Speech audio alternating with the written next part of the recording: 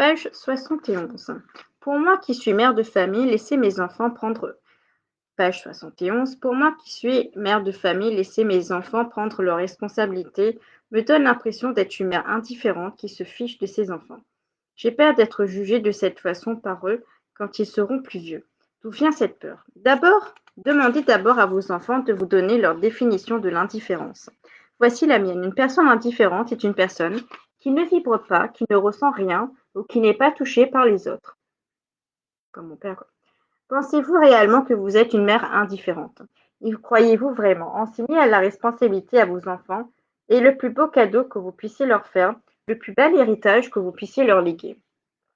Une mère indifférente dirait à ses enfants: à partir d'aujourd'hui, je veux que vous deveniez responsables, c'est-à-dire que vous preniez vos propres décisions. Décidez n'importe quoi, faites ce que vous voulez, rentrez à l'heure qui vous plaît, étudiez si cela vous chante, mangez ce que vous voulez, voire moi je m'en lave les mains. Ce sont vos décisions et c'est vous qui en subirez les conséquences. Ça, c'est aller à l'autre extrême. Tandis qu'une mère qui enseigne la responsabilité à ses enfants continue de les guider, de les conseiller et de les leur suggérer de ce qu'elle croit être bon pour eux, en ajoutant toutefois: je vous donne le meilleur moi-même de ce que je connais, de ce que je crois. Maintenant, c'est à vous de décider. Je vous laisse libre de prendre vos décisions concernant vos études, votre alimentation, votre habillement et votre avenir. Il est important que vos enfants sentent que leur bonheur vous tient à cœur, que vous vous intéressez à eux et à leur bien-être. S'ils choisissent une voie souffrante avec laquelle vous n'êtes pas d'accord, vous n'y êtes pour rien. Vous pouvez leur exprimer votre désaccord, votre tristesse, votre chagrin, mais faites-le toujours sans attente. Ils ne pourront pas vous sentir indifférente. Au contraire, ils sentiront votre sincérité et accepteront avec joie l'espace et la liberté que vous leur offrez. Souvenez-vous cependant que ce qui est pour vous une voie souffrante ne l'est pas nécessairement pour eux. Grâce à votre exemple, ils pratiqueront naturellement la notion de responsabilité qui est essentielle afin de bâtir une vie heureuse. J'ai un ami qui s'apprête à vivre une séparation et qui se sent très coupable. Comment puis-je l'aider? En premier lieu, il est important de savoir s'il veut se faire aider. Si oui, expliquez-lui ce que vous avez appris sur la notion de la culpabilité. Aidez-le à découvrir s'il est véritablement coupable, s'il se prépare à faire du tort à l'autre ou s'il n'est tout simplement pas en train d'exprimer ses limites par rapport aux difficultés qu'il éprouve dans sa vie de couple. Expliquez-lui que dépasser ses propres limites pour essayer de faire plaisir à quelqu'un d'autre est contraire à l'amour de lui-même. Vous pouvez ainsi l'aider à se pardonner lui-même. S'il ne veut pas de votre aide, vous devrez respecter son désir et accepter que ce soit sa vie et non la vôtre. J'aimerais savoir ce que j'ai à apprendre dans ce que je vis avec ma mère. Elle me fait vivre des émotions dans le sens où elle s'impose à moi. Elle est négative et me dit toujours que je ne réussirai pas ce que j'entreprends. Mais c'est quoi ces parents? D'après votre question, je comprends que vous rendez votre mère responsable de vos émotions. Encore une fois, il est impossible qu'une personne soit responsable des émotions de quelqu'un d'autre. Vous êtes la seule responsable de vos émotions, c'est-à-dire de votre façon de réagir, de ce que votre mère vous a dit ou fait, comme tout le monde. Vous pouvez ne pas être d'accord avec ce qu'elle vous dit, mais il est important que vous sentiez qu'elle agit de son mieux. Elle ne sait pas comment être positive. Pour elle, c'est peut-être la meilleure façon de vous pousser à aller plus loin. Beaucoup de parents utilisent cette approche négative en pensant aussi récolter des résultats positifs. C'est malheureux parce qu'ils utilisent un moyen qui n'est pas très efficace. Il se peut aussi que votre mère ait si peu confiance en elle-même qu'elle ait tellement peur de ne pas réussir qu'elle n'oserait jamais entreprendre des projets comme vous le faites. C'est ça, c'est ça.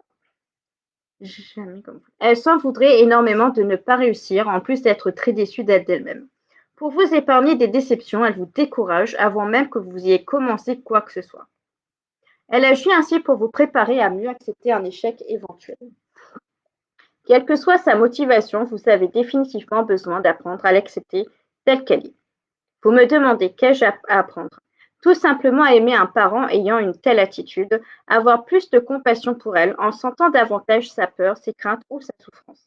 Pour y parvenir, il est important de la consulter, de la faire parler, de lui demander comment elle se sent, comment elle se sentirait si elle entreprenait les mêmes choses que vous. Aurait-elle peur d'échouer? Espère-t-elle dans le fond que vous réussissiez? Ou bien souffre-t-elle à l'idée que vous puissiez être déçu? Pourquoi être négatif? Faites-la parler et écoutez-la véritablement. Elle ne vous accuse de rien. Elle exprime seulement ce qu'elle croit. Utilisez votre cœur pour sentir votre mère plutôt que d'écouter votre tête, qui vous amène à croire qu'elle ne vous aime pas. Si nous prenons nous-mêmes nos décisions et que nous sommes responsables de nos actes, comment expliquez-vous la destruction d'un être par un autre, comme par exemple un accident de voiture tuant un piéton ou une explosion tuant 50 personnes, etc. Qui décide quoi? La question n'est pas de savoir qui décide quoi. Le tout fait partie d'un plan d'ensemble qui est régi par la loi d'attraction ou la loi de cause à effet. Si une personne a un accident de voiture et tue un piéton, ce n'est pas l'effet du hasard. Les personnes impliquées, les familles touchées ainsi que les témoins de l'accident auront des réactions différentes selon la perception qu'ils auront de l'événement et selon ce qu'ils sont. Chaque personne est responsable de sa perception et de sa réaction.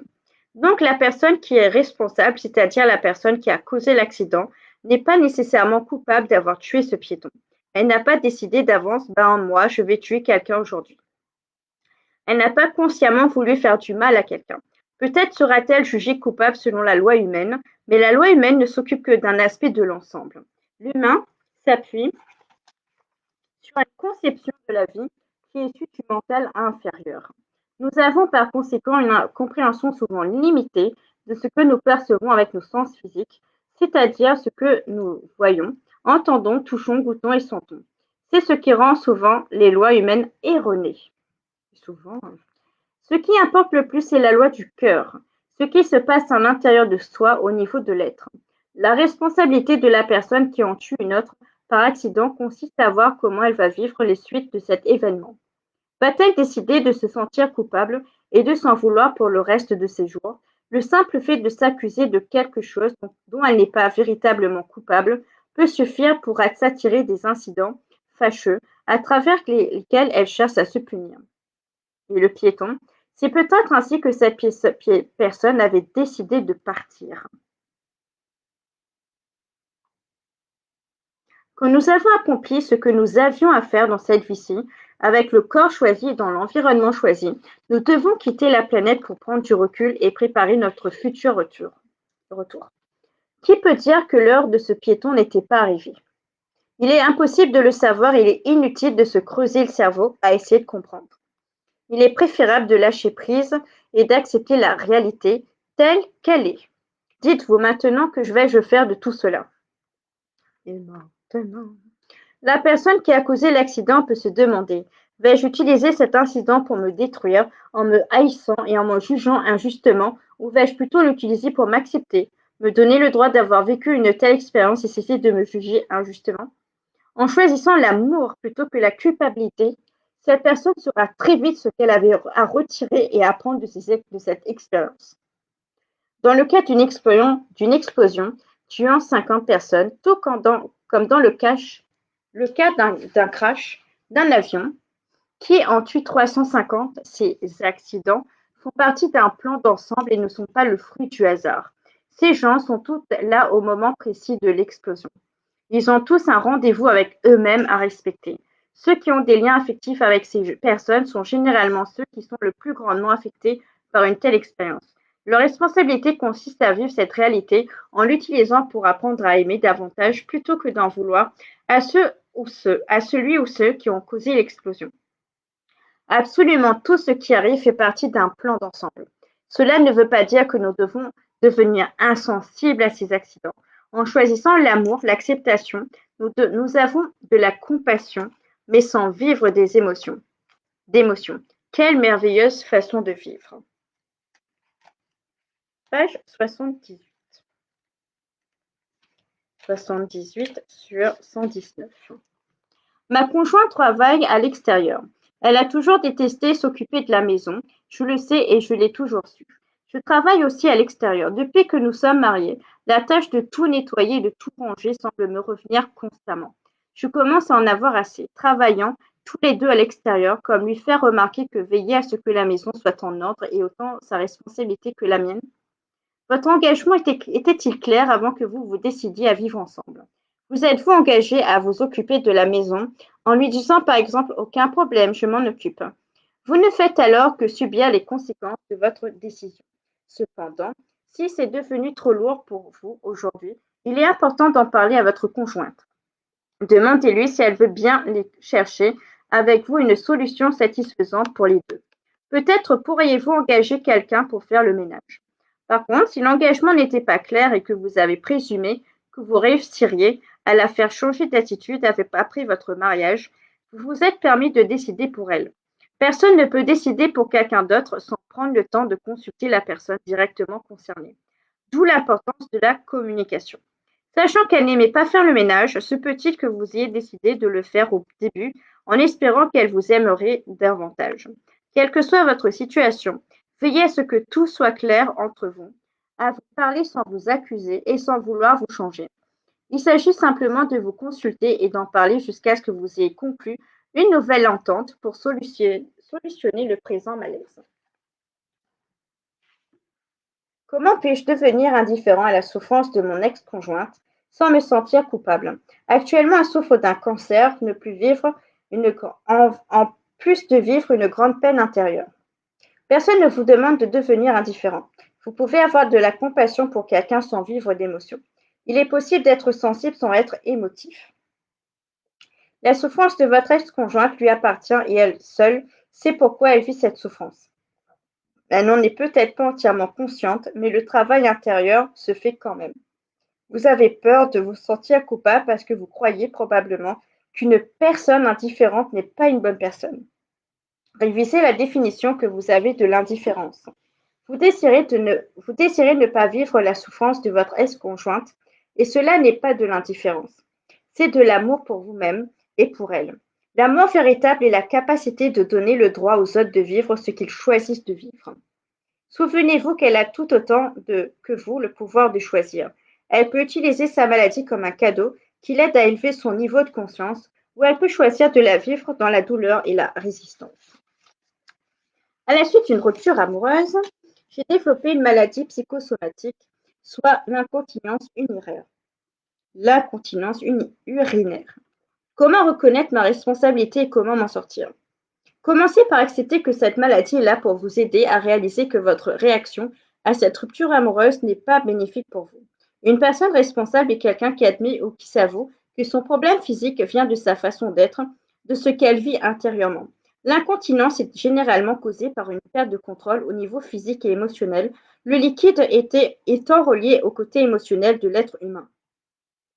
L'incontinence urinaire, quand elle est vécue par de jeunes enfants, indique une grande peur de l'autorité du père, qui se manifeste par la peur de se faire punir et de ne pas être aimé de lui.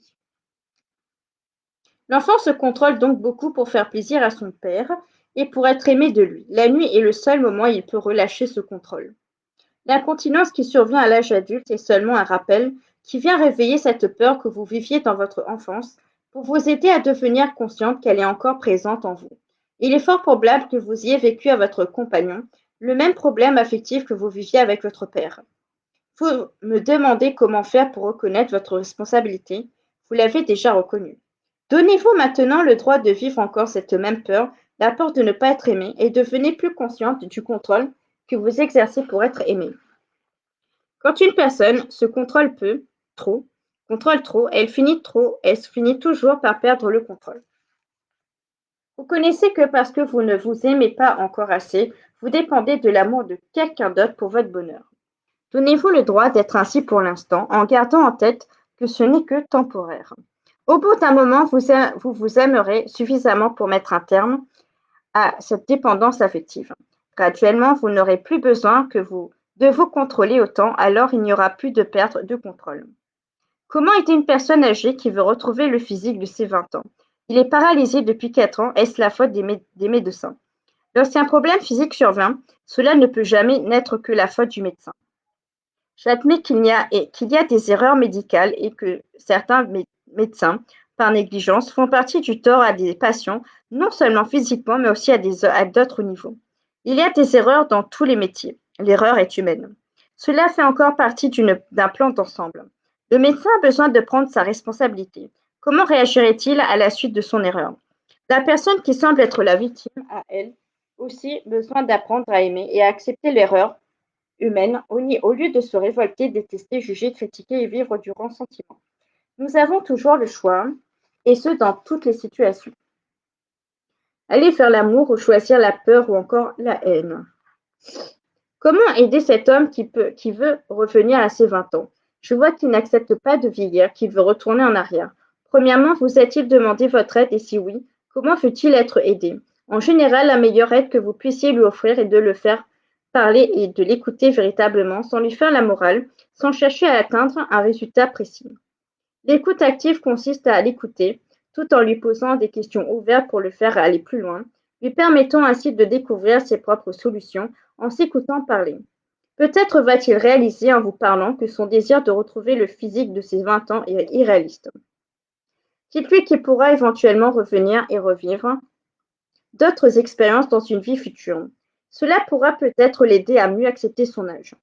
Je ne peux jamais sortir seule ou avec une amie sans que mon mari me critique au mot Boud.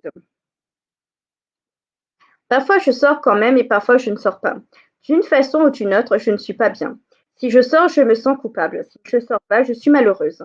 Je sais que je laisse mon sentiment de culpabilité gagner, mais je me sens impuissante. Que faire? Il est clair que votre mari ne fait qu'exprimer ouvertement ce qui se passe déjà en vous. Il représente la partie de vous qui dit qu'une bonne épouse ne doit pas sortir sans son conjoint. Cependant, il y a une autre partie en vous qui veut parfois sortir avec quelqu'un d'autre. Il semble évident que la première est plus forte et gagne le plus souvent. Prenez contact avec ces deux parties en vous et demandez-leur d'en venir à une entente afin de vous aider à être plus heureuse. Ces deux parties sont toutes les deux sûres d'avoir raison. Il ne s'agit pas d'en faire disparaître une. Elles travaillent toutes les deux pour votre bien-être. Il s'agit bientôt de les accueillir toutes les deux, de voir et ressentir leur motivation positive. À la longue, en se sentant accueillies et aimées de vous, elles n'auront plus peur d'être rejetées. Elles vous aideront à avoir alors à prendre la meilleure décision, c'est-à-dire à sentir quand il vaut mieux rester avec votre conjoint et quand il vaut mieux sortir seul avec vos amis. Comment aider quelqu'un qui ne croit pas en lui-même, qui est négatif, mais qui possède un potentiel inouï? Vous êtes en train de me dire que vous voyez le potentiel de cet homme, mais que lui ne le voit pas. Premièrement, acceptez que cette personne ne puisse pas voir sa propre grandeur pour l'instant et qu'il est inutile de le forcer à croire en quelque chose auquel il ne peut pas croire. Quand une personne se croit laide, même si le monde entier lui dit qu'elle est belle, un doute persiste quand même. Elle doute de la sincérité des gens et peut même se demander que me veulent-ils? Pourquoi me font-ils de tels compliments? Il s'agit simplement que vous acceptez l'idée de le voir grand, tandis que lui en est incapable pour le moment. Vous pourriez vérifier s'il veut être aidé en lui disant: moi je vois ton grand potentiel, mais je me rends bien compte que tu n'as pas une autre opinion de toi-même. Est-ce que tu aimerais que je t'aide? Est-ce que cela te plairait qu'on en parle? As-tu envie de te voir aussi grand que moi, je te vois? S'il accepte, faites-le parler, tout en sachant que vous n'êtes pas responsable du résultat de cette démarche. Vous faites de votre mieux, vous lui posez des questions, vous le faites parler. Écoutez véritablement et utilisez chacune de ces réponses pour vous guider vers la prochaine question. Ne forcez pas les choses, ne dirigez pas vos questions pour qu'elles aboutissent à un résultat déjà fixé d'avance par vous-même.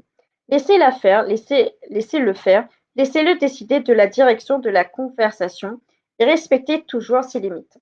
Si à un moment donné, il vous dit: je n'ai plus envie d'en parler, respectez son désir et dites-lui que vous êtes toujours disponible pour l'aider. Je sens que vous avez un désir sincère d'aider cette personne, mais changer la croyance de quelqu'un d'autre n'est pas une mince affaire.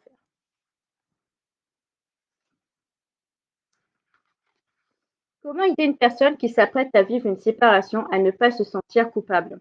Il s'agit d'un homme marié depuis 15 ans et père de deux enfants de 8 et 14 ans.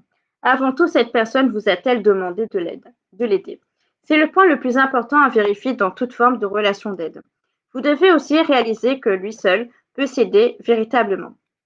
Son sentiment de culpabilité provient de sa perception mentale. C'est à lui de choisir s'il veut continuer à se sentir coupable ou s'il veut plutôt apprendre à s'accepter dans cette séparation. Dites-lui qu'il peut s'en donner le droit. S'il vous demande de l'aider, expliquez-lui que sa culpabilité provient de sa perception de la situation et de ses croyances profondes. Nos croyances sont très souvent basées sur ce que l'on nous a enseigné durant notre enfance dans le milieu familial et scolaire. Vous pouvez aussi lui faire lire les passages sur la culpabilité et la responsabilité compris dans ce livret. Ma sœur a un cancer du sein qui s'est généralisé. Elle a été suivie par un guérisseur et elle est allée à ses soirées de prière, etc. Aujourd'hui, elle dit qu'elle s'abandonne aux mains de Dieu et se prépare lentement à mourir. Elle a deux jeunes enfants de 9 et 15 ans. En tant que sœur, que puis-je faire? Votre sœur semble avoir déjà fait son choix. Si sa décision est prise, il est important que vous la respectiez. Cependant, je constate que vous désirez lui venir en aide parce qu'il semble que vous ayez de la difficulté à accepter sa mort. Ce qui est important pour vous, c'est d'aller cerner la chose qui vous est la plus difficile à accepter. Que vivez-vous intérieurement? La prochaine fois que vous irez la voir, expliquez-lui que vous avez du mal à croire que sa décision de mourir soit la bonne. Demandez-lui comment elle se sent par rapport à sa décision. En lui posant des questions, vous pourrez déterminer si elle s'accepte réellement dans son choix.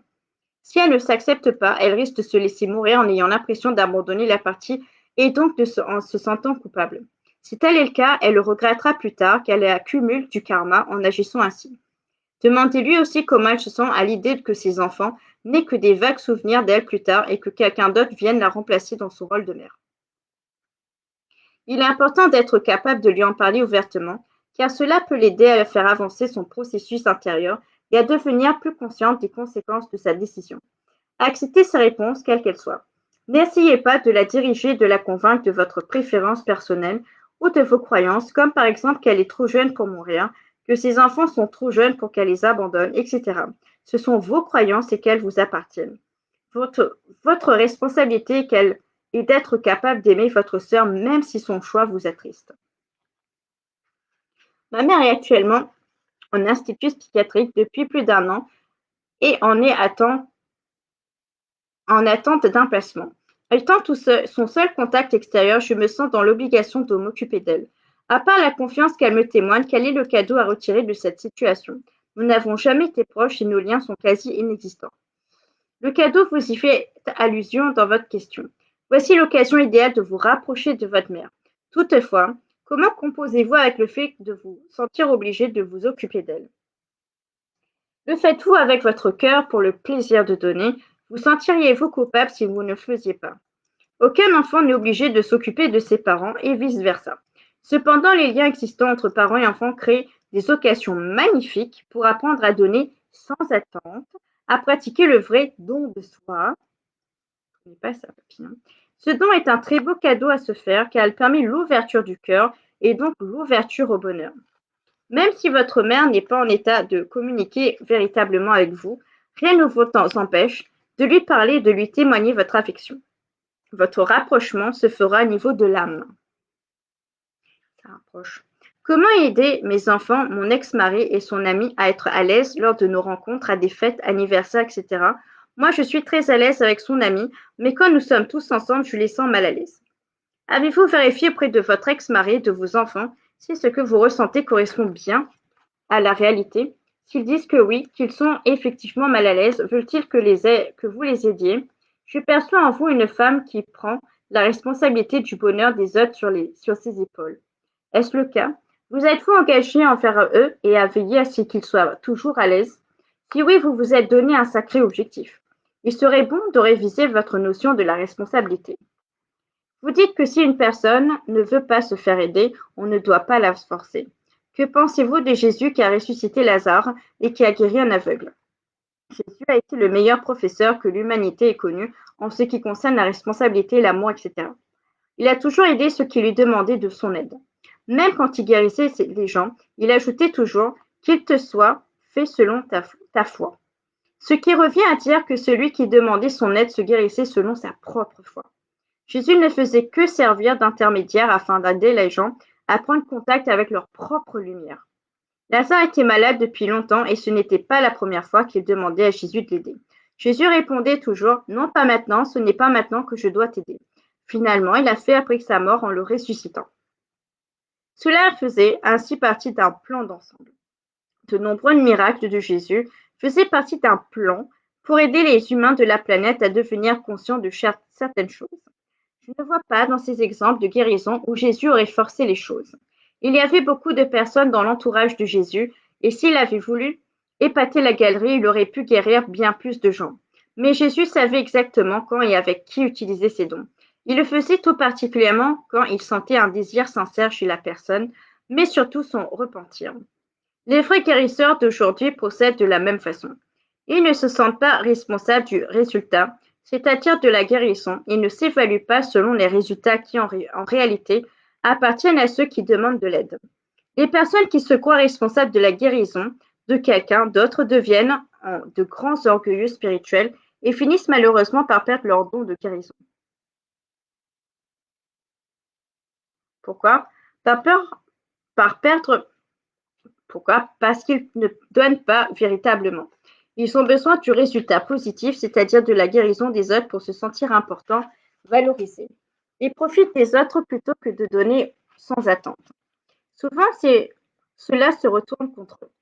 Par contre, la personne qui aide une autre personne à reprendre contact avec sa propre lumière sait qu'au moment où le contact se rétablit, cette autre personne s'est guérie elle-même. Voilà qui est merveilleux. Quand il n'y a pas de guérison, le vrai guérisseur ne s'en veut pas. Il ne perçoit pas cela comme un échec, mais plutôt comme faisant partie du plan divin. À quel moment doit-on aider et qui devons-nous aider? Nous pouvons aider tout le temps, à condition de nous assurer que la personne accepte notre aide. Nous devons aider dans la mesure du possible tous ceux qui nous demandent. C'est ce que nous appelons la charité humaine. Quand une personne nous demande de l'aide, alors nous savons que c'est toujours le bon moment de lui venir en aide. Quand une personne ne nous a rien demandé, mais que nous croyons sincèrement que le moment est idéal pour lui venir en aide, nous pouvons l'approcher en lui disant que nous voulons l'aider, que nous avons quelque chose à lui offrir et que nous croyons sincèrement que cela serait bon pour lui. Par contre, nous devons nous assurer, avant de lui en parler, que nous sommes prêts à accepter la possibilité qu'elle refuse notre aide. Si nous ne nous sentons pas capables d'essuyer ce refus, c'est que nous ne sommes pas prêts à l'aider. Ce ne serait pas le bon moment pour nous, car nous aurions trop d'attentes. Nous serions trop directifs et subjectifs. J'ai beaucoup de difficultés à accepter l'idée que nous choisissons nos parents. J'ai lu cela dans votre premier livre et je dois vous avouer que ce n'est pas encore digéré. Je suis un enfant adopté et j'ai toujours le désir de connaître ma vraie mère. Pourquoi aurais-je choisi une mère qui a décidé de m'abandonner? Pour apprendre à aimer malgré un abandon. Comme nous récoltons toujours ce que nous semons, un enfant abandonné a en général une âme qui a abandonné d'une façon ou d'une autre son propre enfant lors d'une vie précédente. Cette âme se sentant coupable ne se l'était pas pardonnée. C'est probablement votre cas. En pardonnant à votre mère biologique de vous avoir abandonné, vous vous pardonnerez automatiquement. Pour arriver à le faire, cela nécessite une ouverture du cœur, beaucoup d'amour et de compassion. Vous devez accepter que votre mère ait agi de son mieux en fonction de ses limites et à ce moment-là de sa vie. Un rejet est en réalité une expression de nos limites. Quand vous renoncerez à vouloir comprendre le geste de votre mère et que vous vous en remettrez à votre Dieu intérieur, vous atteindrez la paix intérieure. Votre Dieu intérieur, c'est ce qui est bon pour votre évolution. Vous pouvez continuer à désirer rencontrer votre mère biologique, mais en acceptant d'avance que le résultat final de ce désir soit laissé à la discrétion de votre Dieu intérieur. Si cette rencontre est bénéfique pour vous deux, elle aura lieu tôt ou tard. Sinon, ce n'est que partie remise. Vous reverrez sûrement cette âme lors d'une prochaine incarnation ou entre deux vies dans l'au-delà, le monde des âmes. Que fait-on quand il y a une injustice au niveau d'un engagement? Je travaille dans un bureau avec une autre secrétaire et nous faisons sensiblement le même travail, mais moi, je travaille 2 fois plus fort qu'elle et nous gagnons le même salaire. Elle est occupée à passer ses appels personnels et elle arrive souvent en retard. C'est toujours moi qui suis prise pour faire le plus gros du travail. Alors comment pourrais-je m'y prendre pour que mon patron se rende compte de la situation? Ce dont vous devez toujours vous souvenir, c'est que vous êtes ici sur Terre pour vous améliorer. Vous vous êtes engagé à faire un certain travail pour votre patron et votre patron s'est engagé à vous donner un certain salaire en échange de vos services. Votre engagement est respecté de part et d'autre. Si l'autre secrétaire ne respecte pas son engagement, cela ne concerne qu'elle. C'est elle qui récoltera ce qu'elle a semé. Le problème se situe entre elle et le patron. Cela n'a rien à voir avec vous. Cette belle occasion se présente à vous justement pour que vous appreniez à évaluer ce qui est important pour vous. Si vous estimez que vous ne recevez pas un salaire équitable pour le travail que vous accomplissez, prenez un rendez-vous avec votre patron pour négocier une augmentation possible. Vous aurez besoin beaucoup plus de chances d'obtenir ce que vous voulez en utilisant ce que vous faites comme travail pour appuyer votre demande et non en comparant à l'autre qui en fait moins que vous. Se comparer à quelqu'un d'autre n'est pas la bonne voie à prendre pour arriver à ce que l'on veut. Je vous suggère de vous utiliser vous-même comme point de comparaison. Par exemple, comparez ce que vous êtes aujourd'hui à ce que vous voulez être un jour. Ce que vous avez à ce que vous voulez avoir un jour. Ce n'est pas une formule miracle, mais il vous sera plus facile de cette façon de déterminer vos vrais besoins, de vous fixer des objectifs plus proches de votre réalité. Une femme qui se fait avorter est-elle coupable d'un meurtre? Non. On ne peut pas parler d'un meurtre que dans le monde physique. En réalité, on ne peut tuer un être car la vie se poursuit toujours. La personne qui décide de se faire avorter, c'est exactement ce qui la motive. Ce qui est important de savoir, c'est que nous sommes responsables de nos actes et que nous devons en assumer les conséquences. Nous devons accepter que la même chose pourrait nous arriver. Il se peut que nous vivions une situation idiotique, mais que les rôles soient inversés. Nous pourrions nous faire rejeter dans notre prochaine vie par la mère que nous aurions choisie. Ou encore, nous pourrions nous faire rejeter dans cette vie-ci au moment de débuter quelque chose. Prenons le cas d'une mère qui choisit de se faire avorter parce qu'elle est consciente du fait qu'élever cet enfant maintenant dépasserait ses limites. Dans un tel cas, je suggère que la mère fasse le processus suivant. Elle demande pardon à cette âme de lui refuser la possibilité de se réincarner maintenant et ensuite, elle se pardonne elle-même d'avoir pris une telle décision. Il arrive souvent que la même âme revienne s'incarner à travers la même mère quand celle-ci choisit d'être de nouveau enceinte. Le refus n'est que temporaire. Il ne faut pas non plus oublier l'expérience que vit cette âme de se faire retirer la possibilité qu'elle avait d'entrer dans le plan physique. Se faire rejeter, c'est probablement partie de son plan de vie. Elle seule le sait, personne d'autre ne peut vraiment le savoir. Le plus important pour la mère est de se pardonner. Si la raison est purement égoïste, comme par exemple se faire avorter par peur d'altérer la beauté de son corps physique, les conséquences seront différentes. Cette personne récoltera possiblement un rejet par quelqu'un d'autre qui sera également motivé par de l'égoïsme. Je suis le genre de personne qui a toujours peur de blesser les autres. Je dis oui trop vite quand quelqu'un me demande un service. Par la suite, je le regrette et je ne sais pas comment m'en sortir. Je me vois souvent en train de faire des choses que je n'ai pas envie de faire. Que pourrais-je faire pour remédier à cela? Vous dites oui très vite car votre grand cœur aimerait aider tout le monde. Mais par contre, vous réalisez que vous allez souvent au-delà de vos limites. Étant trop occupé à aider les autres, vous vous oubliez. Vous avez besoin d'apprendre à vous désengager. Il est bon de pouvoir s'engager, d'être capable de faire des promesses, mais il est aussi important de savoir se désengager. Se désengager signifie se donner le droit de changer d'avis. Pour ce faire, allez trouver la personne, expliquez-lui exactement ce que vous venez de me dire. J'ai de la difficulté à dire non, de la difficulté à reconnaître mes vrais besoins. Je m'en rends compte toujours trop tard et je veux te dire que j'ai changé d'avis. Je t'ai dit oui trop vite et je viens te voir pour te dire que je ne pourrai pas faire ce que je t'avais promis de faire. Je regrette si cela te met dans l'embarras, mais à travers cela, j'apprends à mieux écouter mes besoins. Cela va probablement déplaire à cette personne puisqu'elle comptait sur vous. Mais après l'avoir fait plusieurs fois, vous réaliserez que cela vous demande beaucoup d'efforts et vous apprendrez ainsi à attendre quelques instants avant de répondre oui ou non à quelqu'un. En acceptant le fait que vous avez le droit de changer d'avis, vous apprenez ainsi à vous aimer davantage. Cependant, au moment de vous désengager, je vous recommande de vérifier quel sera le prix à payer pour ce désengagement. Vous pouvez vous demander quelle est la pire chose qui puisse m'arriver si je change d'avis. Vous allez réaliser qu'en général, le prix à payer est minime, contrairement à ce que vous pensiez. Une petite mise en garde surtout, n'utilise pas votre imagination pour vous créer des peurs irréelles. J'ai entendu les maintes fois des réflexions du genre. Le prix à payer va être bien trop cher. Si mon ami le prend mal, elle ne voudra plus jamais me parler, je risque de perdre l'amitié de cette personne. Si vous êtes porté à dramatiser ou à imaginer des tas de choses, prenez alors le temps d'aller vérifier auprès de l'autre personne si les conséquences de votre désengagement seraient aussi graves que vous l'imaginez. Exemple, je t'ai dit oui trop vite, j'ai envie de changer d'avis, mais j'ai peur que tu sois fâché et que tu ne veuilles plus me parler. Est-ce que mes peurs seront fondées ou est-ce le fruit de mon imagination? Je veux apprendre à me désengager, mais en même temps, je veux en connaître les conséquences. Il est toujours bon de vérifier avant de se lancer. Étant donné que vous avez tendance à avoir peur de blesser, vous avez sans doute une imagination très fertile que vous utilisez pour vous créer des peurs et pour imaginer d'avance des conséquences bien plus terribles qu'elles le seraient en réalité. Cependant, vous devez garder en mémoire que nous récoltons toujours ce que nous semons. Si vous êtes du genre à dire oui pour changer souvent d'avis par la suite, sachez que la même chose peut vous arriver. Vous devez toujours être prêt à récolter ce que vous semez, c'est-à-dire apprendre à ne pas vous fâcher si quelqu'un d'autre se désengage vis-à-vis de vous. Pourquoi faut-il s'engager avec d'autres personnes? Ne serait-il pas plus facile d'attendre la dernière minute et de décider juste sur l'impulsion du moment, ainsi nous n'aurions pas à nous désengager? Aucune loi ne dit que vous devez absolument vous engager.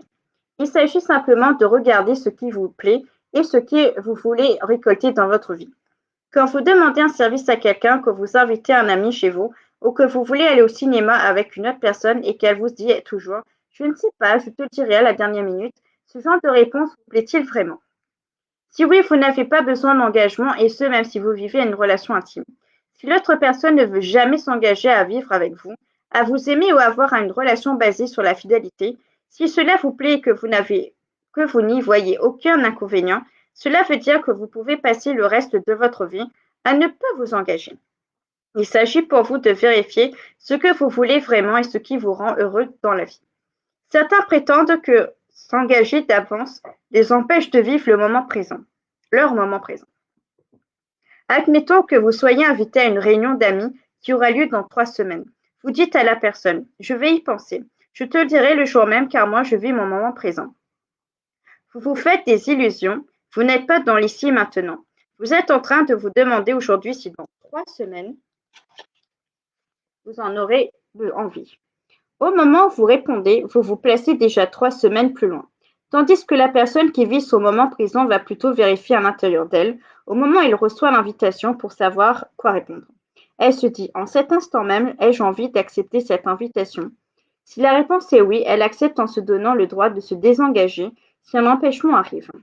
Prenons aussi l'exemple de la personne qui ne veut pas s'engager d'une relation intime. Elle a peur que cela ne dure pas et elle pense qu'en ne s'engageant pas, elle souffrira moins. En réalité, c'est tout à fait le contraire qui se produit. En ne s'engageant pas, elle ne fait pas de son mieux pour que la relation aille bien avec son conjoint. Quand il y a un engagement, les choses sont claires à l'intérieur de soi et on sait où l'on va. J'ai actuellement un ami que je fréquente depuis 1 an et je suis prêt à m'engager dans une relation à long terme avec lui. Mais lui me dit qu'il n'est pas prêt, qu'il a peur de s'engager. Vous dites que nous récoltons ce que nous sommons. Comment se fait-il que cela m'arrive puisque je suis le genre de femme qui s'engage facilement? De plus, ce n'est pas la première fois que cela m'arrive. Plusieurs autres personnes ont de la difficulté à s'engager avec moi. La question à vous poser est qu'est-ce qui me pousse tant à vouloir m'engager? Le faites-vous parce que vous croyez obligé de vous engager? Se pourrait-il que ce soit par peur de ne pas être aimé, par dépendance? Est-ce pour essayer de posséder une autre personne?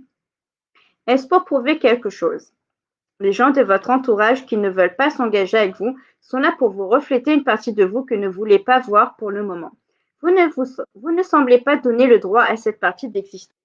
Il y a définitivement une partie de vous qui a peur de s'engager tout en ayant une autre partie qui dit non, il faut que tu t'engages. D'où vient ce il faut? Avez-vous déjà vécu l'expérience de ne pas vous engager quand il aurait été préférable pour vous de le faire? Il est bon de s'engager, mais il y a des circonstances où il est mieux de ne pas le faire. Ce n'est pas parce que l'engagement est généralement bénéfique que vous devez absolument vous engager avec tout le monde et dans tous les domaines. Il y a peut-être des moments où, tout en sachant que vous allez au-delà de vos limites, vous vous engagez quand même. Utilisez votre discernement pour atteindre un juste milieu. Si on demeure avec quelqu'un qui est victime, le devient-on? Seulement si vous acceptez de vous laisser influencer. Nous sommes constamment entourés de toutes sortes d'influences. Nous sommes libres d'accepter celles qui font notre affaire et de rejeter celles qui ne nous conviennent pas. Voilà pourquoi il est si important de devenir plus conscient, page 100, plus conscient, plus éveillé, afin de ne pas nous laisser manipuler et influencer à notre insu. Quand nous sommes influencés, ce n'est jamais de la faute de l'autre. Si cela peut vous aider à faire des efforts nécessaires afin de devenir plus conscient et moins influençable, cette expérience n'aura pas été inutile.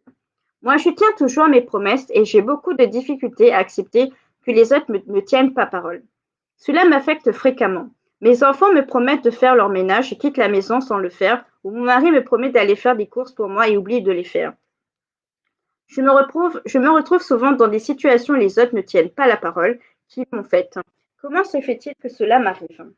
Vous dites que vous tenez toujours vos promesses. Il y a peut-être des occasions où vous ne les tenez pas, mais que vous n'en êtes pas conscient. Informez-vous. Demandez aux gens qui vous entourent et qui sont près de vous si vous tenez effectivement toujours parole. Il y a peut-être des circonstances tout à fait différentes de ce que vous vivez avec votre famille où vous ne tenez pas vos promesses. Peut-être est-ce à vous-même, avec vous-même. Gardez-vous toujours vos engagements vis-à-vis de vous-même. Souvent, nous faisons des promesses que nous ne tenons pas. Nous nous promettons de faire de l'exercice physique tous les matins ou de faire plus attention à notre alimentation et nous n'en faisons rien.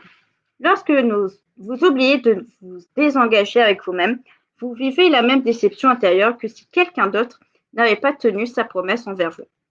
Regardez bien ce que vous vivez de façon à cerner les occasions où vous ne respectez pas vos engagements. J'ai eu un amant pendant une courte période et je me sens coupable qu'il ne reprenne pas relation de couple avec sa femme. Je me sens coupable de tout ce qui a été détruit. Comment sortir de ce sentiment de culpabilité? La relation entre votre ex-amant et sa femme ne vous concerne aucunement. C'est entre deux personnes que cela se passe et leur relation n'a rien à voir avec vous. Par contre, sur votre échelle de valeur, vous vous dites que ce n'est pas bien de fréquenter un homme marié. Vous devrez choisir l'une des deux solutions suivantes. Soit vous arranger pour ne plus le refaire, puisque vous vous sentirez coupable, soit vous changez votre système de valeurs. Pour changer une valeur, vous devez changer la croyance qui est derrière. Actuellement, vous croyez que vous êtes responsable de ce que vivent deux autres personnes. Voulez-vous vraiment continuer à croire à cela? De plus, vous vous accusez. Êtes-vous vraiment coupable? Le but de votre aventure était-il de faire du tort à votre ex-amant et à sa femme? Vous avez présentement besoin de vous pardonner d'avoir agi à l'encontre de l'un de vos principes. Acceptez-vous et donnez-vous le droit d'avoir laissé vos désirs prendre le dessus. Cela ne veut pas dire que vous êtes une mauvaise personne. Laissez votre ex-amant et sa femme organiser leur propre vie. Ainsi, vous aurez plus de temps pour la vôtre. Dans un autre ordre d'idées, il serait peut-être intéressant d'aller explorer pourquoi vous avez été attiré par un homme qui n'était pas vraiment disponible, pas encore complètement détaché de sa relation. Est-ce que la notion de responsabilité découle de la loi de cause à effet? Sans aucun doute, oui. Quand nous disons que nous sommes responsables de ce qui nous arrive, c'est une autre façon de dire que nous récoltons ce que nous semons. La semence et la récolte sont notre responsabilité. Si je décide de faire un jardin et que je veux récolter des carottes, des patates et des navets, c'est que je dois semer. Si je sème autre chose, il est certain que je vais récolter autre chose. C'est facile à comprendre quand on parle de loi physique, mais cette notion de récolte s'applique aussi à toutes les autres lois et elle existe dans tous les plans. C'est la raison pour laquelle il est important de regarder ce qui nous arrive et d'accepter que dans 100% des cas, il n'y a jamais rien qui arrive pour rien. Certains incidents nous surprennent parce que nous n'avons pas l'impression de les avoir provoqués ou voulus. Il y a encore beaucoup de choses en nous qui sont inconscientes, non seulement par rapport à nos vies précédentes, mais aussi par rapport à notre vie présente. Par exemple, la plupart des gens ont de la difficulté à se souvenir de ce qu'ils ont mangé la semaine dernière. Imaginez tout ce que nous avons pu penser, faire, dire et sentir depuis notre naissance. Tout ce qui se passe en nous provoque un mouvement de l'intérieur vers l'extérieur pour nous revenir ensuite. C'est immanquable. Un autre nom que l'on donne à la loi de la cause à effet est la loi du boomerang. Tout ce que nous lançons nous revient. On appelle aussi parfois la loi d'action-réaction. Chaque action que nous mettons en mouvement provoque une réaction. La réaction provoque l'action suivante et ainsi de suite. L'effet est la manifestation extérieure de la cause intérieure. Les deux sont identiques. C'est la raison pour laquelle nous pouvons sans cesse utiliser ce qui se passe dans notre monde extérieur pour devenir conscients de ce qui se passe dans notre monde intérieur. D'autres appellent aussi cette loi la loi du karma. Nous récoltons ce que nous sémons. Si je sème de la bonté, de l'amour, de la compassion, de la tolérance, c'est aussi ce que je vais récolter. Les personnes qui sont plus conscientes regardent ce qu'elles ressentent et se disent: est-ce que j'aime ma récolte? Si la réponse est non, elles doivent alors commencer à semer autre chose.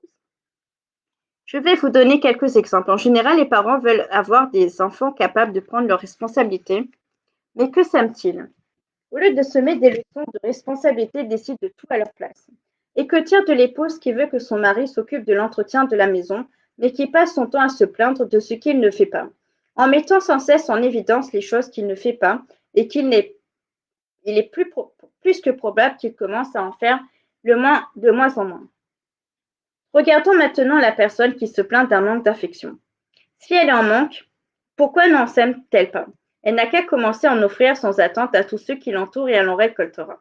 Les personnes qui veulent vivre dans l'abondance et qui s'inquiètent toujours au sujet de l'argent, ayant peur d'en manquer, émettent des pensées de manque et c'est ce qu'elles récoltent. Attends, ça sert à rien. La personne qui veut être acceptée par son entourage mais qui est toujours en train de critiquer ne sème pas ce qu'elle veut récolter. Le père qui bat son fils ou sa fille parce que celui vient de battre le petit voisin ne récoltera lui-même que de la violence venant de son fils.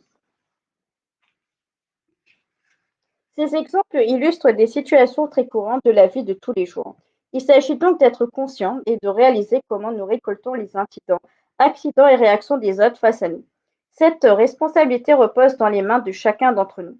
Chacun peut se dire: je suis responsable de ce que je sème et je n'ai qu'à attendre la récolte. La plupart des gens se plaignent de leur mauvaise récolte et croient que ce sont des facteurs extérieurs qui en sont responsables. Ils critiquent, jugent et en veulent au monde extérieur. Cette attitude va tout à fait à l'encontre de l'intelligence et de l'harmonie. Je me suis fait voler récemment et je ne vois pas comment cela peut venir de moi, étant donné que je n'ai jamais rien volé à personne. Je veux des explications. Êtes-vous bien certain que vous n'avez jamais rien pris à personne? Aux animaux. Regardez ce qui vous dérange le plus dans ce vol. J'entends souvent des personnes me dire: ce qui me dérange le plus, c'est qu'il y ait une intrusion dans mon intimité, de savoir que des étrangers ont fouillé dans mes affaires. Si c'est votre cas, êtes-vous sûr de n'avoir jamais fouillé dans l'intimité de quelqu'un d'autre pour d'avoir voulu le faire?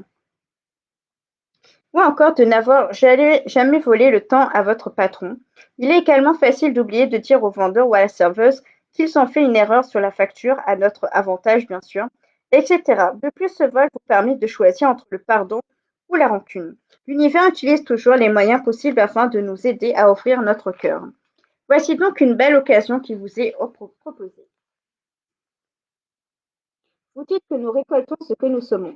Moi, je fais tout pour ma femme. Je lui apporte mon salaire chaque semaine. Je suis toujours là quand elle a besoin de moi. Je m'occupe du ménage et des enfants avec elle. Enfin, je me considère comme un époux modèle. Je me demande toutefois pourquoi elle est si égoïste. Elle ne fait pas la moitié de ce que je fais pour être aimée. Il me semble que je passe toujours en dernier et qu'elle pense toujours à elle en premier. Comment se fait-il que je ne récolte pas ce que je sème? Nous récoltons toujours selon notre motivation. Dans les actions que vous faites, regardez ce qui vous pousse tant à être l'époux parfait. Faites-vous tout cela pour être aimé, par peur de ne pas être aimé, par peur de perdre votre conjointe, ou parce que vous avez peur de vous retrouver tout seul? En continuant d'agir sans reconnaître la peur qui vous motive, vous finirez par récolter l'objet de cette peur inconsciente. Vous vous sentirez de plus en plus seul, mal aimé parce que c'est ce qui dégage de vous à votre insu. Cette peur domine vos actions. Vous devez regarder et devenir conscient de cette peur qui vous motive intérieurement pour ensuite réaliser que c'est exactement ce que vous êtes en train de semer. Maintenant, vous comprenez la nature de votre récolte. Pour y mettre un terme, il est important d'en parler à votre épouse, de lui exprimer que votre peur et de vous accueillir dans ce que vous vivez. Admettre qu'effectivement vous ne faites pas toutes ces actions par générosité, par amour ou de bon gré, mais plutôt par peur. Le simple fait d'exprimer que vous êtes maintenant conscient de ce que vous vivez vous aidera à vous défaire peu à peu de cette peur. Vous ne percevrez plus votre situation de la même façon. Une belle ouverture se créera dans votre relation pour faire de la place à du nouveau. Quand vous dites que nous récoltons selon notre motivation, voulez-vous dire que si j'ai agi est une façon qui a blessé quelqu'un d'autre et qu'au moment où je l'ai fait, je ne voulais vraiment pas blesser, je ne suis pas coupable? C'est bien cela. Cependant, vous êtes la seule personne que vous puissiez connaître qui puissiez connaître votre motivation profonde. Si vous n'aviez vraiment aucune intention de blesser l'autre, mais que cette personne vous accuse de l'avoir blessé, vous n'êtes pas responsable. Ce qui est arrivé, c'est que votre action a réveillé une vieille blessure non guérie chez cette personne.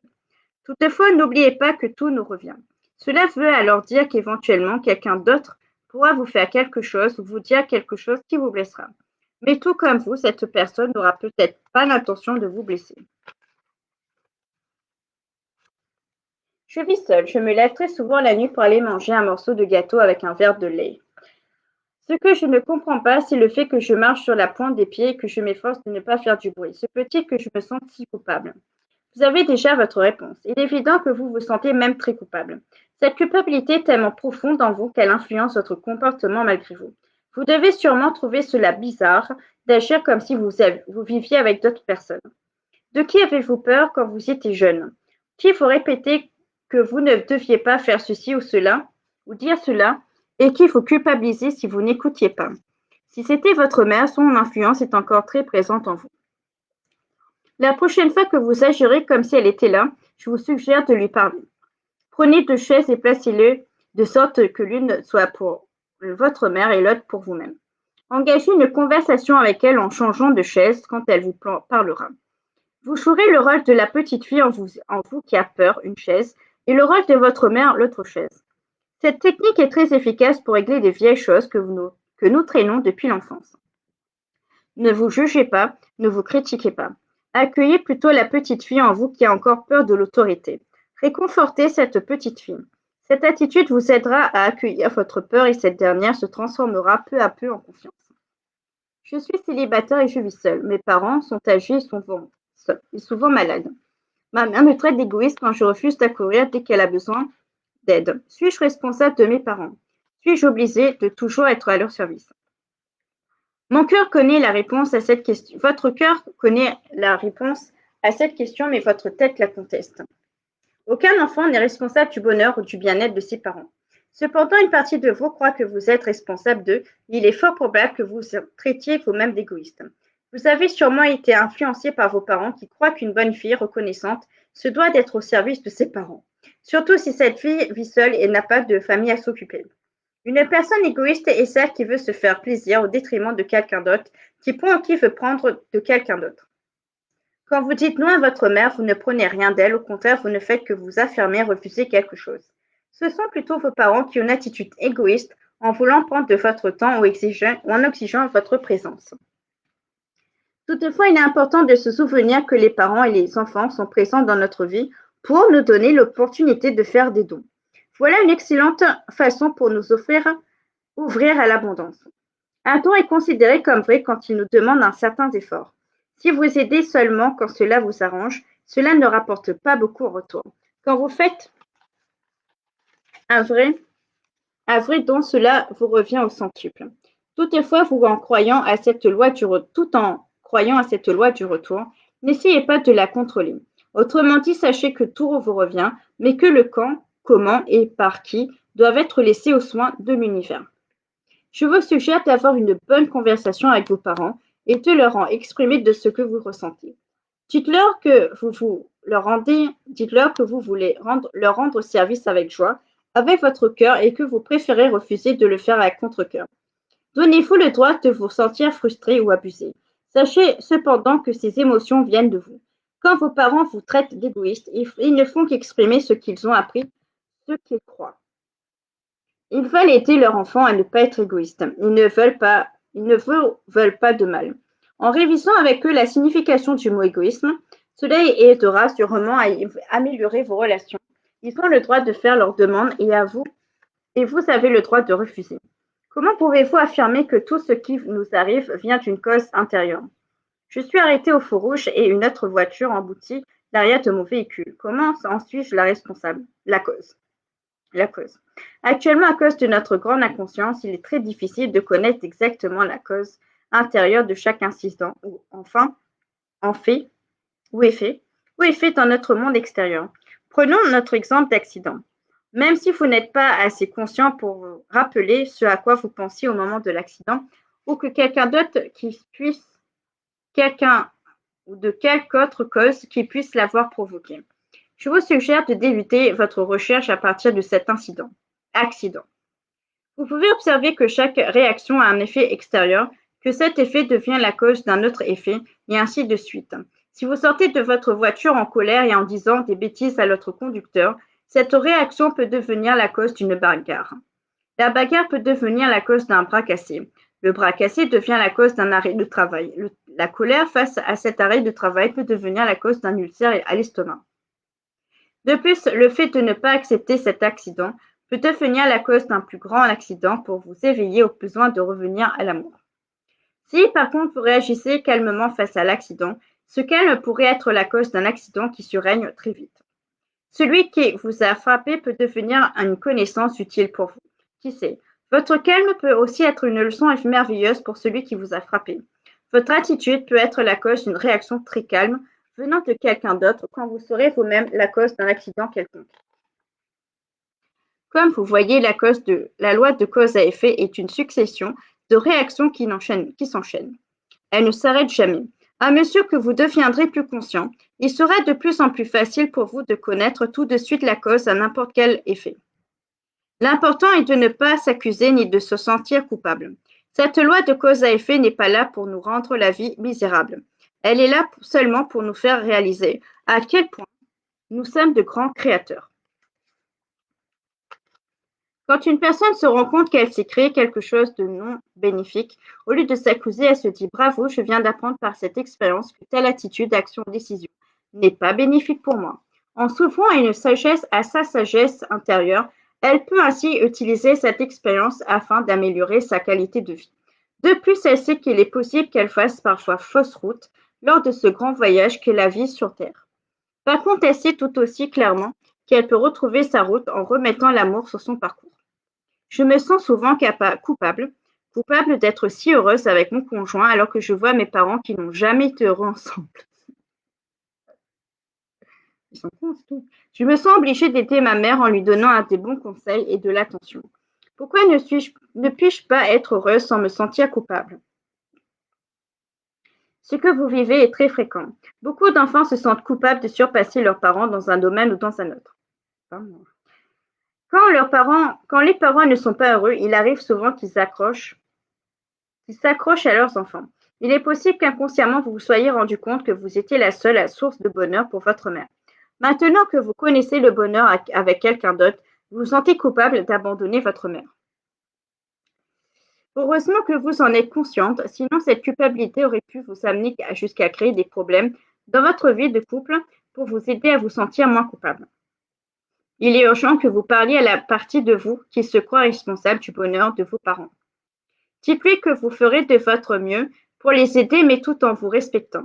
Dites-lui que vous avez décidé que le bonheur de vos parents n'est pas votre responsabilité, mais que le vôtre l'est. Même si vous quittiez votre conjoint pour aider davantage, il vous serait impossible de les rendre heureux. Leur bonheur ne peut venir que de l'intérieur d'eux-mêmes. Votre présence et votre aide ne sont qu'une illusion de bonheur pour eux. Acceptez aussi l'idée qu'il est tout à fait normal qu'un enfant surpasse ses parents, effectivement, tout comme un élève dépasse son maître. C'est cela l'évolution. Tout doit s'améliorer, tout doit se perfectionner. Chaque génération améliore quelque chose par rapport à la génération précédente. C'est ainsi que l'humanité avance au fil des générations. Conclusion, page 115. Pour conclure, voici une réponse à une autre question que vous vous posez sûrement. Pourquoi il y a tant de culpabilité sur cette terre quand cela semble ne servir qu'à nous faire souffrir? La culpabilité est apparue sur la planète en même temps que la séparation des sexes. Avant, nous ne faisions qu'être, nous ne connaissions pas la notion du bien ou du mal puisque cette notion, issue du plan mental, n'existait pas encore dans les débuts de l'histoire humaine. En même temps que la culpabilité est aussi apparu le libre arbitre, dont nous ne sommes devenus conscients qu'avec le développement ultérieur du plan mental. Maintenant, nous savons au plus profond de nous-mêmes que nous avons toujours le pouvoir de choisir. Nous sommes d'ailleurs les seules créatures vivantes à être dotées de ce privilège. Nous savons aussi que nous devons retourner à notre essence et que pour ce faire, la voie de l'amour s'avère la plus rapide. Dès que nous ne choisissons pas la voie de l'amour, dans une situation dérangeante qui nous fait réagir, nous savons que nous retardons ce retour, d'où notre sentiment de culpabilité.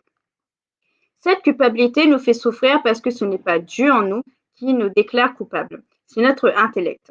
Nous laissons notre intellect décider pour nous. Nous l'écoutons sans cesse, il est devenu notre Dieu, notre faux maître. Comme l'intellect ou le mental inférieur n'est constitué que de mémoire, il nous accuse en se basant sur ce qu'il a appris dans le passé. Voilà notre plus grande source de souffrance. Notre Dieu intérieur ne connaît que l'amour en le moment présent.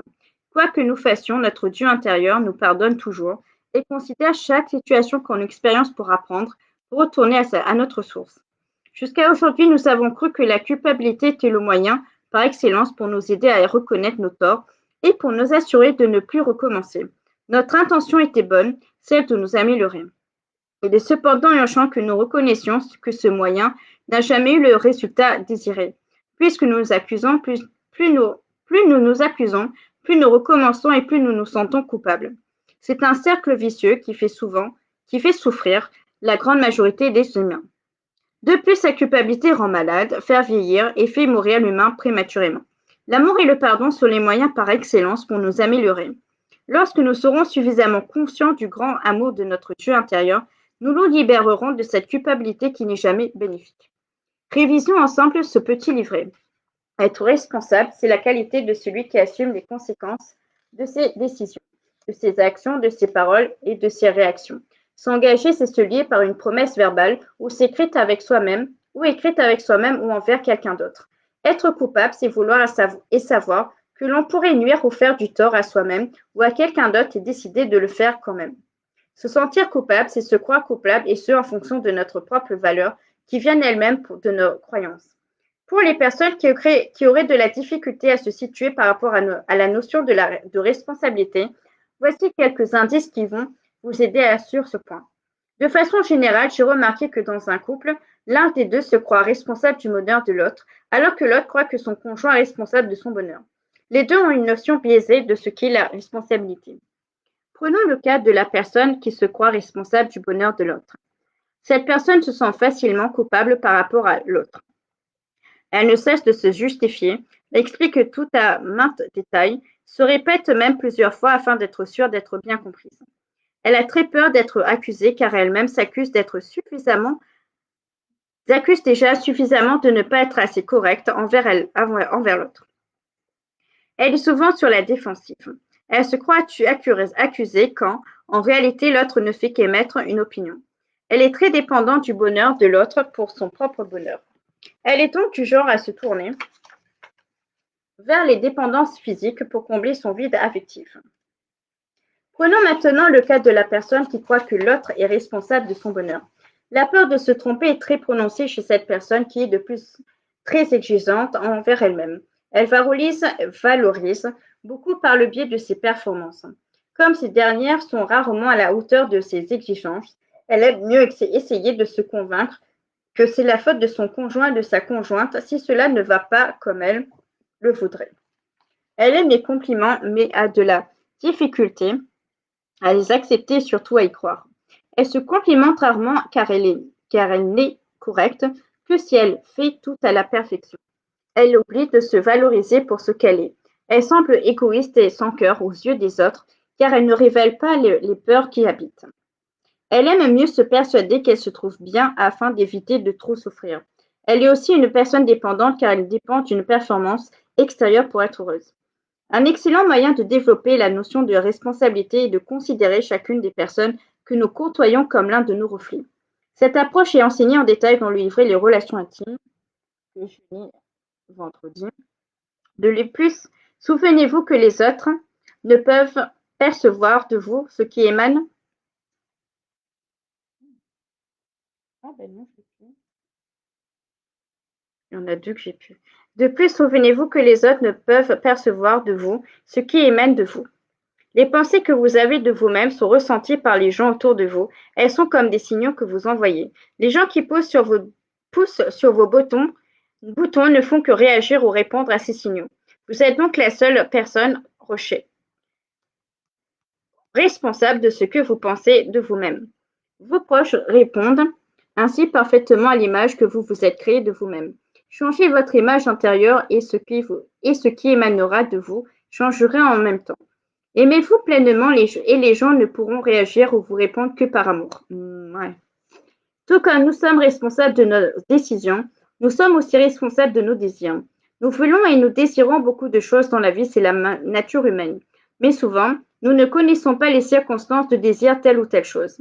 N'ayant souvent pas encore appris à jouir de la vie, à quoi que nous avons droit au succès, à l'abondance, à l'amour, il nous est difficile de déterminer clairement quelles en seront les conséquences et l'impact sur notre vie.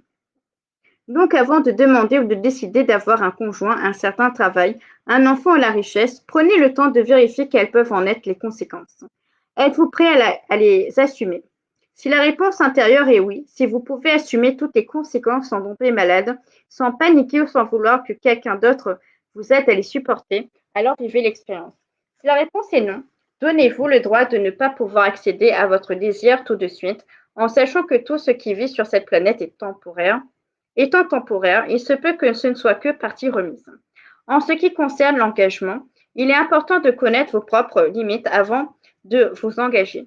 Au début, avant de bien vous connaître, vous aurez besoin de vous désengager assez souvent. Mais à travers diverses expériences, vous apprendrez graduellement à vous engager plus sagement et vous aurez du moins en moins besoin de vous désengager. Pour conclure, je répète que la culpabilité est une des plus grandes causes de misère, de malheur et de maladie chez l'humain. Voulez-vous continuer à vous accuser ainsi ou à accuser les autres jusqu'à ce que la fin de vos jours? Êtes-vous heureux en ayant cette attitude? Je suis assurée que la réponse est non. Alors que ferez-vous? Les autres ne peuvent rien pour vous. Vous seul avez le pouvoir de transformer cette culpabilité en amour, c'est-à-dire vous permettre de vous permettre aux autres que ce que vous auriez auparavant condamné. En sachant que tout est temporaire, vous savez qu'un jour, vous arriverez à atteindre votre préférence. Écoute ton corps, atelier à bien-être, être bien avec soi, jour 2, être bien avec les autres. Et on a fini. 2 sur 5. Stop au contrôle, qui es-tu et les 5 blessures qui empêchent d'être nous-mêmes et la guérison des 5 blessures, c'est en livre audio sur YouTube, je ne relis pas. Je vais écouter et réagir comme YouTube. Demain, mercredi, le bleu. Les émotions, les sentiments et le pardon. C'est bien de pardonner. Il n'y a pas le pardon. Le pardon. Bisous. 1h07. On a lu 3 heures. Je suis bref.